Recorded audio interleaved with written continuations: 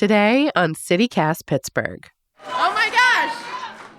Thank you, Allegheny County! We have new leadership. Former legislator and Democrat Sarah Innamorato is our new county executive-elect, and she wasn't the only one celebrating last night. We're bringing you some of the region's biggest election night results, a certain judgeship, and yes, district attorney, and what it could all mean for Allegheny County.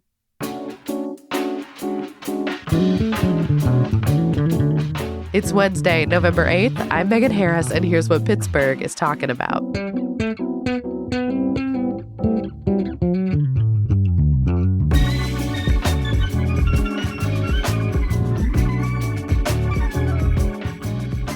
I am here recording this around midnight on election night with Kim Lyons, editor of the Pennsylvania Capital Star. Good night, Kim. It's been a wild one. Yes, we're just getting started. It's not winding down time and winding up. Good morning, yes. And journalist, consultant, and CityCast contributor, Natalie Bencavanga. Thank you so much for being willing to join us at this hour. Oh my gosh, what a night. I'm just so happy it's over and we're here together talking about it. We've made the group chat a real thing. It's a podcast now.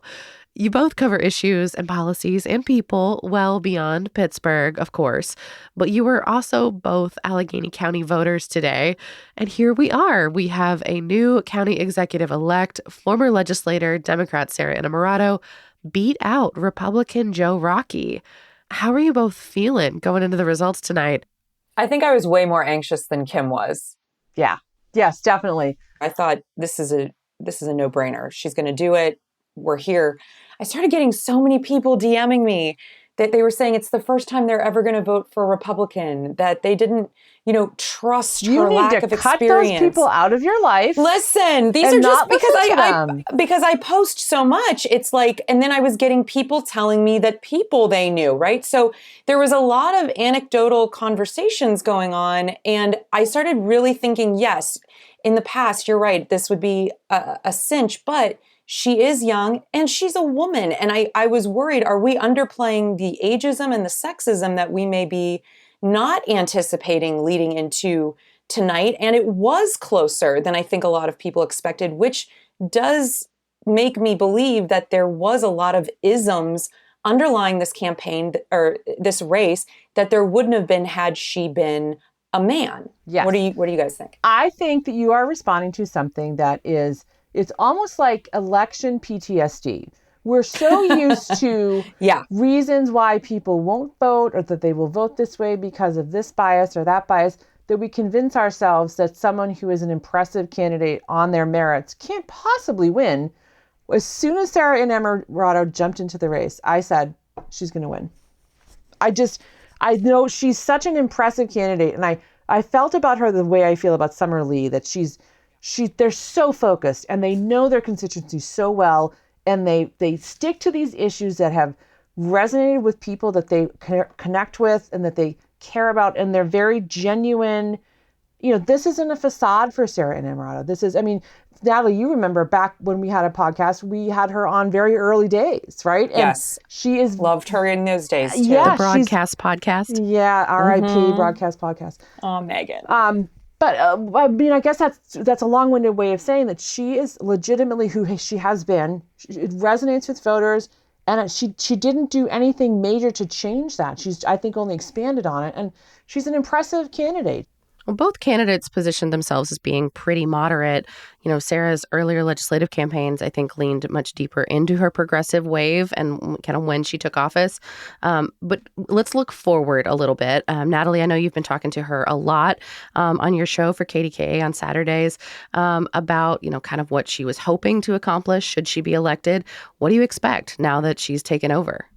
It was really interesting chatting with her in that way because it was more of an intimate conversation. It wasn't set up like a debate. So I got to interview both her and Joe Rockey on the same day, but not back to back. And what I found a stark contrast between the two of them was the way she talked about building a new Allegheny County for all. Much of what she said tonight in her victory speech, it was mirrored in how we spoke on Saturday because she talked a lot about we. It wasn't so much about me.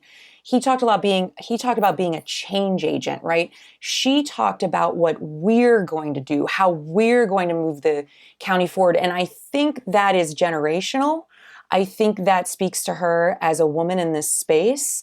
And I think that it's good that she leaned into all of that, because I think as somebody that's been following her career and her trajectory, it has always gone back to what she wants to do for the communities of this region. And that was very much mirrored in how she spoke tonight and how she spoke to me on Saturday.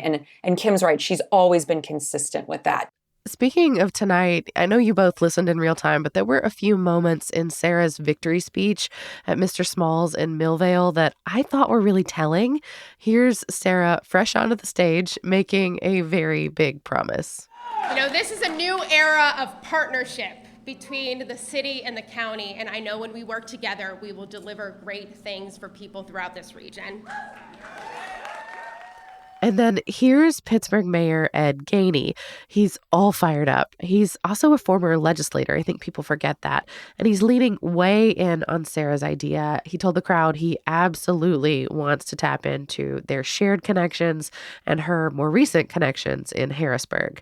I'm following him up with Sarah again with an even longer list of very big goals. Because we got bridges to deal with. We got homelessness to deal with. We got violence to deal with. We got a whole lot of things that if we want to get it done, we got to make sure that we got a relationship with the state to make this region great. And that's what Sarah Anna Morano will do. Together, we will create a world-class transit system. Invest in CCAC. Connect our beautiful parks, protect our democracy, care for our seniors, invest in childcare, fix our county jail, address the Black maternal and infant mortality crisis. We are gonna do that and so much more together. Like you said, Kim, together. Yeah, exactly. I mean, and that resonates with people. I think she very directly speaks to people who feel like they've been left out of the process, right? She always says, you know, people who are close to the pain should be, you know, should be part of the solution, you know, to solving the problem. So, you know, it's a very simple message, but I think it really resonates with voters who don't feel like their government includes them and don't feel like they have a voice a lot of the time. You know, she's got a lot of expectations here, right? She's got a lot of people who are kind of counting on her to follow through on this. So I think that's still the to be determined part, but you know, she's definitely got a message that resonates with people in Allegheny County, and I think she knows who her constituency is. I mean, it does resonate, and I understand that. And she's going to now be in charge of one of the most powerful political offices in the entire state of Pennsylvania, a budget of billions of dollars a year, and you know, touch points on so many things that so many people encounter every day. But is she going to be able to do it if she remains in lockstep with a mayor's office that, for better or worse, has drawn quite a bit of criticism in the last year or two for constituent relations, for getting things done, for just being responsive when people say, hey, we need help? Mayor Ed Gainey shows up at so many things, but I've heard behind the scenes a lot of times, we need more than your presence. We need you to affect change. Do you think a county executive is going to be able to do that if they stay best friends? I think, honestly, that a lot of the behind-the-scenes chatter about Ed Gainey comes from people who probably voted for Joe Rockey, who have different interests than the constituency of Sarah Innamorato. And I think a lot of the criticism of Gainey is unfair in a lot of ways. That you know, he inherited a lot of things that he didn't have a whole lot to do with. I don't think it's fair to call his mayorship a failure, right, so far. I think he's maybe been a little bit slow out of the gate, and that's what people are responding to. But I don't think having a partner in the Allegheny County Executive's office is a bad thing for the city. I mean, I think, if anything, it's going to be beneficial to have someone who can, you know, maybe this is a way for Gainey to sort of make up some ground that he hasn't been able to cover. That's how I'm sort of looking at this. This is going to be more beneficial to him than detrimental to her, if that makes sense. I agree. And I also look back at, you know, Fitzgerald and Peduto's relationship. Yeah. And, outgoing county executive Rich Fitzgerald, former mayor Bill Peduto. Yes. Quite thank you. Yes. I know towards the end, things kind of went sideways a little bit for their bromance. Mayor Perduto, yeah. for their bromance. But they had a good run, and a lot of benefit came from having a strong partnership. And once again, I'm of the school that you catch a lot more bees with honey than vinegar.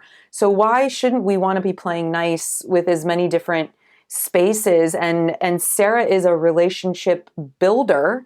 And I think having out the gate, the support of the city of Pittsburgh is going to be very good for her. But I agree with Kim. I think in the long run, it's going to be better for us. So I say, let's just see what happens.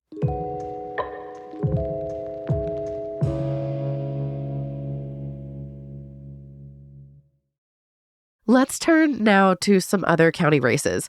District Attorney, Controller, and Treasurer. So much to talk about tonight. Democrat Corey O'Connor won County Controller, and Democrat Erica Brusselars won County Treasurer. And finally, wait for it, Stephen Zapala has retained his seat for District Attorney. It was such a weird race, this rematch between two Democrats. Is Zapala a Democrat? He's a law and order Democrat. That's what he says. Law and order Democrat. So if you're not familiar with this one, Matt Dugan faced Stephen Zapala in the primary earlier in the spring. Dugan won, but Stephen Zapala got so many write-in votes from Republicans that he decided to accept the nomination, run again, and it worked. So now, what do you think's changed in this second face-off? Enough Republicans rallied around the law and order Democrat? I'm using air quotes. Money. Name recognition. And money. I think name recognition, personally. Yeah. For sure, name recognition. Zapala has been in office for many, many decades. This is actually the one race tonight that surprised me a little bit. I actually thought that it was going to be tough, even for someone with Zapala's name recognition, to have basically a successful write-in candidacy. It's very rare, as we know. And I thought Dugan ran a really strong campaign. And had so much outside money. A lot of outside money. And I think maybe, unfortunately, that worked against him because, a lot of the funding for one of the PACs that was helping support his advertising came from a donor who's pretty well known in political circles, George Soros, who donates to a lot of progressive left-leaning causes and is kind of it's almost like a boogeyman to the right that was, as soon as they hear that name, they're like, oh, he's got Soros money. But this was someone, I talked to Dugan earlier in the spring around the primary when this, the information was coming out about Soros donating to his campaign. He said, we really kind of needed the outside help because Zapala was, people were afraid to speak out against him because he was so, well known and so entrenched. And so it was hard to kind of mount a campaign against the guy. But I don't know that Zapala ran the strongest campaign, I have to say. I think he kind of came to it late. But Zapala ran a campaign, which is more than he has done. That's right. In many cycles. And the rhetoric, I thought, was just really strange on this one. If you listen to this show regularly, you've heard us talk about it. A lot of his commercials were criticizing the state of the city, which would make sense if he were the challenger. Right. But he's the one who's been contributing to that. 25 years. But he switched parties, so it's like he was reborn. Yeah, totally different. Don't forget about all that stuff. Do you expect anything different? And no. Genuinely, how much? Not remotely. Why should he? How much change, though, do you think a DA can reasonably affect? Even if it had been Dugan? I think a lot. Because I think, especially around the Allegheny County Jail and conditions there, that has been a very big issue, especially for Bethany Hallam, who won re-election tonight as the at-large Allegheny County council member. She's been very focused on these issues as a formerly incarcerated person herself. It's very, important to her, and she can speak to it in a way that a lot of other people can't, right? So that's been a very big issue. I think Matt Dugan had some interesting ideas around that. I think he seemed like more of a team player with other departments in the county. At least that's what, he had sort of, said he was going to do. I think Zapala has no reason to change. He just got reelected for the 19,000th time. So why would he change anything? Wasn't really a wake-up call for him in any way. He managed to eke out the win despite losing the primary. So, he says he said in the one debate that he's even though he was on the Republican ticket, he's still registered as a Democrat and was not asked to change his affiliation. But I don't know. I feel like you're beholden now to the party that got you in there. So, I don't expect to see any significant changes in Zapala. There's absolutely no motivation for him to make any changes. The ego is so big here that now with this victory, I think he's going to feel even more emboldened in however which way he chooses to run things. Do you think that there is a cohesive county takeaway here? Because, Democrats won, of course, but Zappala's piece of it doesn't really feel indicative of a true sweep. I think you're right that it's not a true sweep. However, I do think it shows that Zappala is not infallible. He's got weak points. And I hope we see more of Matt Dugan. I think he was a good candidate who shook up the race and made people talk about things that haven't really been up for discussion for a very long time as far as the DA's office is concerned. But I think it shows that Zappala is vulnerable. And I think, if he has any incentive to make changes, it's to, acknowledge that his agenda and his office has been lacking. And a lot of people on the left are going to kind of keep pushing that. So, maybe the of trying to avoid the annoyance of being constantly prodded about conditions and cash bail and issues that, people actually care about, that his office has done a poor job of managing. Maybe that's one area where he might make changes, but I don't know. I think if anything else, it's shown he's not infallible. He's a candidate who's got some vulnerabilities. And the next time around, I would anticipate, if he has another primary challenger, he almost lost the primary last time. Yeah. This time he did, and he still won the election. Yes. So I think now the next logical step is he'll lose the primary and the general next time. Somehow, I don't know. What's a casual, nearly 30 years?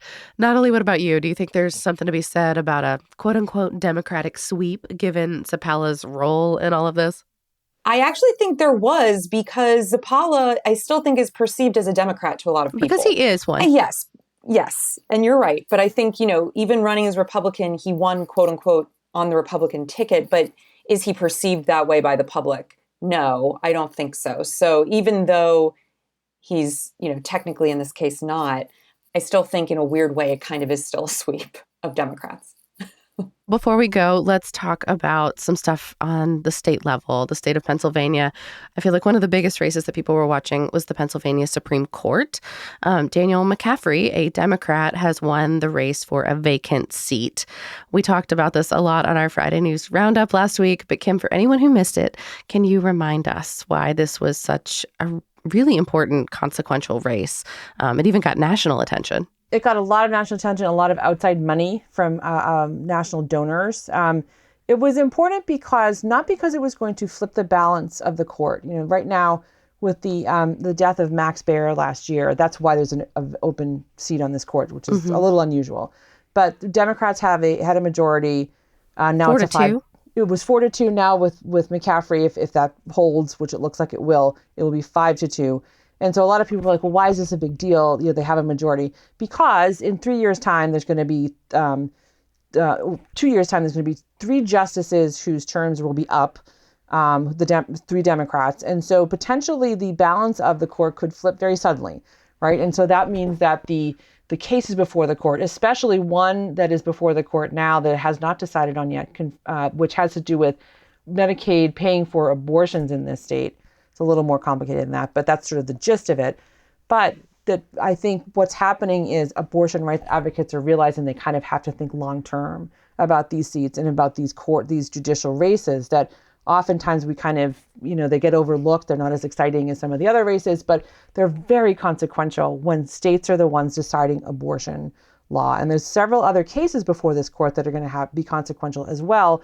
And so I think what we're seeing now is the willingness to look at not just this race, but how this one affects the next one, and how having a majority on this court that's really solid is important because, it didn't take very much to get a Supreme Court, United States Supreme Court, that had 3 justices that were enough to overturn Roe versus Wade. And I think reproductive rights advocates have learned that very, very hard lesson that Republicans have known for a long time. You got to play the long game. You got to be patient. You got to treat each election as equally important, and you have to keep abortion rights as it's an important issue to voters. It's a motivating issue for voters, and you cannot let it drop in any election. Yeah, absolutely.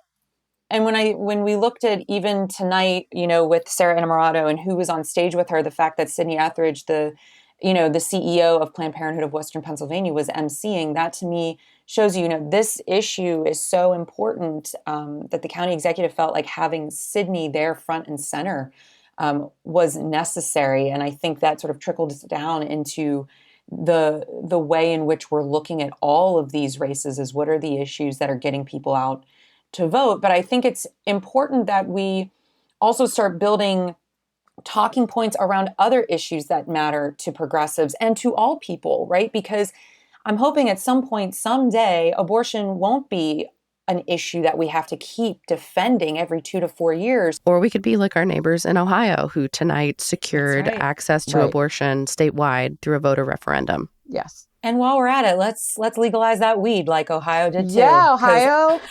After tonight, Ohio, I think I could use some. Weed and abortion. Well, before we go, any other big, final, maybe brief takeaways for folks who are listening to this and, kind of taking an exhale after a big election day? I'm going to be interested to see what the turnout was for this election. It looks low, but low for an off year is still normal. Yeah. So a low percentage turnout in an off year is fairly typical. I think this year we might see it might be a little bit better than off year elections of the past. I don't think it's going to approach a presidential year turnout, but I think that it felt like there was a little bit more interest in this election for an off year than I've seen in, past odd year elections where, you could see turnout as low as 30%. I would be surprised if it was that low for this one, but hopefully the trend is moving away from, people seeing off year elections as somehow lesser than presidential years. Natalie, what about you? What are you looking ahead to? Because I think you have another date with Sarah coming up this weekend, right? We shall see. I'm hopeful that happens for sure. But I have to say, I'm kind of in my feelings in the moment, and I'm feeling really proud of the region. It really means something when you see a young woman in a position of power in the state of Pennsylvania like we've never seen before. I get chills, I get excited, and that gets me hopeful for the future of this country. And I think after the month we've all had, a little hope goes a long way right now. Amen to that. Kim Lyons is the editor at the Pennsylvania Capital Star, and you can hear Natalie's show on KDKA AM and FM on Saturday afternoons. Thank you both so much for spending a very, very, very late election night with us here at CityCast. Happy to do it. Thank you. And if you want to know more about what shook out in Allegheny County or across the Commonwealth, make sure you're subscribed to our Hey Pittsburgh newsletter. We'll have links to stories from all over, digging deeper into all of these races, including from our friends at the Pennsylvania Capital Star. And definitely stick with us in the next few weeks. We've got some more good stuff cooking up for you soon.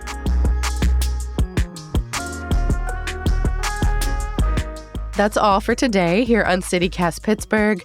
Don't forget, if you want to get a drink with the whole CityCast crew, maybe tell us your favorite bike lane story or talk more about the election, come on over to Trace Brewing in Bloomfield. We're going to be in the beer garden tomorrow. That's this Thursday from 5 to 7 p.m. And the first 20 people there are going to get a free drink on us. You will have to show us that you're a Hey Pittsburgh subscriber, or you can sign up right there. Just show it to us right there on your phone. We think it's a pretty fair trade. We'll be back tomorrow morning with more news from around the city. Talk to you soon.